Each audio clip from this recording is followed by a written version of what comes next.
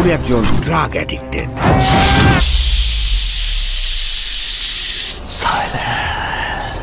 একটা মানুষকে ভালো লাগলে, স্পেশালি যখন আমরা শিল্পী, পর্দায় নয় বাস্তবেও শাকিব খানের প্রিয়তমা হতে চাই।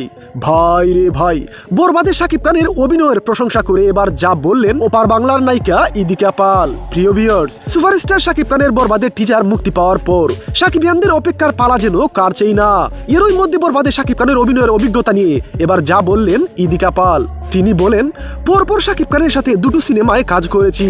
আপনাদের কাছে অসম্ভব ভালোবাসা পাচ্ছি এবং পাবো, এটা আমার জন্য খুবই গর্বের। প্রিয়তমার মতো বরবাদও আপনাদের মন জয় করবে। বরবাদে শাকিব খান জান প্রাণ দিয়ে নিজের সবটুকু দিয়ে কাজ করেছেন আপনাদের ভালোবাসা পাওয়ার জন্য।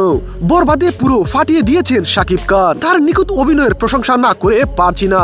ইদিকা পাল মুচকি হেসে যোগ করে আরো বলেন, শুধু পর্দায় নয় বাস্তবেও শাকিব খানের প্রিয়তমা হতে চাই। শাকিব খানের অভিনয়ের প্রেমে পড়েছি আমি। অভিনেত্রী ইদিকা পালের এমন উদ্ভট সব কথা শুনে বেশ অবাক হয়েছেন নেটিজেনরা।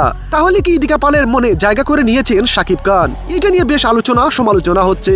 তাই প্রিয় ভিউয়ার্স, শাকিব খান সম্পর্কে ইদিকা পালের এমন উদ্ভট কথাগুলো আপনাদের কেমন লেগেছে? লাইক কমেন্ট শেয়ার করে জানিয়ে দিন আপনার মতামত।